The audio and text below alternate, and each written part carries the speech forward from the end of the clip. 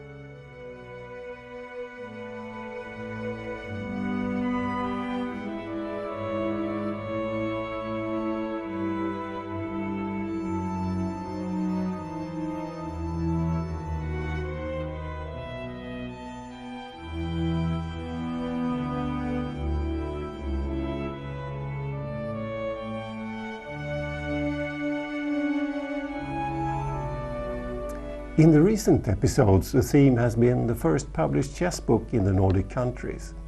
And I may return to that theme later with some more details. But today I've chosen another first theme, namely the first American chess magazine, which started in November 1846 with Charles H. Stanley as editor. The magazine had the simple name American Chess Magazine, but the first 3 issues had the title Chess Players Magazine.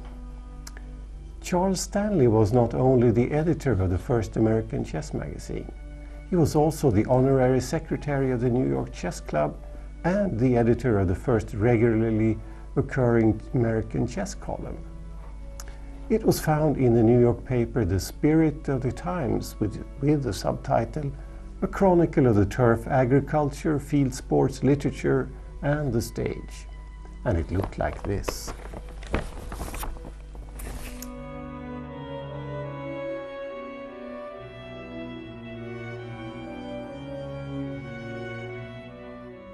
The column started in 1845, and when he started his chess magazine, he of course took the chance to give some PR for it in his column.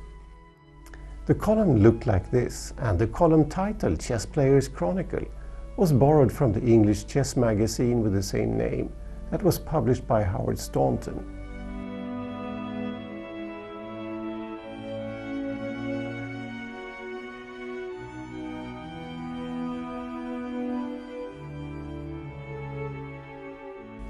Further down in the column we can see the new chess magazine mentioned. Despite the PR, the magazine, like many other chess magazines, got a short lifetime. It only survived until the end of 1847. That is approximately 1 year. All that appeared is collected into this volume. And in the spirit of that time, it was also given a longer subtitle that we see here, and reads American Chess Magazine, a periodical organ of the communication for American chess players for the arbitration of disputed points and doubtful questions arising in the study and practice of the game of chess, for the instruction of young players and the amusement of all. Well, a normal volume of this kind would simply contain the individual issues as they originally appeared. But this volume, somewhat oddly, is reconstructed so that all the 96 chess problems that appeared are found at the end of the volume, and some of them are composed by Stanley himself. The volume starts with a 6-page long list of contents, followed by a short introduction where Stanley expresses his enthusiasm for the project of starting the new chess magazine. It contains a number of chess reports from different parts of the US, but also from important chess events in Europe. The magazine contains a number of tutorial articles with material for beginners, mixed with games from American chess clubs, and some of them Stanley's own games. Well, among the American chess reports we find titles such as Chess in Kentucky and correspondence games between different cities. Among the somewhat odd articles we can mention Napoleon's retreat from Moscow with this illustration. The position had been sent from the Russian chess theoretician Petrov to the French La Bourdonnais. The text beneath the diagram reads, "The square on which the black king stands is Moscow, and the Berezina is represented by the long white diagonal commanded by the white queen. Black king's rook square is Paris. The Cossacks are in full pursuit and drive Napoleon from Moscow to Paris, where the Tsar achieves his victory by a check by discovery. At the 6th move, the Russian queen might have checkmated by opposing the passage of the Berezina. The impetuosity of the Russian cavalry, however, frustrates his movement. We note that the issue ends with reports from the chess clubs in Philadelphia, Boston and New York, but end here with an animation of the solution to the long Napoleon maneuver. And we will return next week with a new theme, so see you then.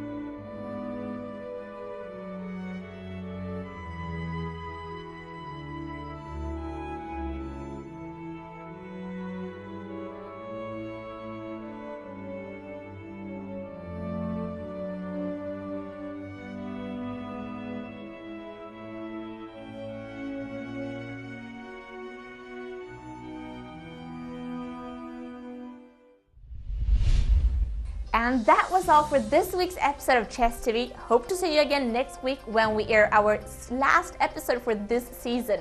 So have a nice week until then. Bye!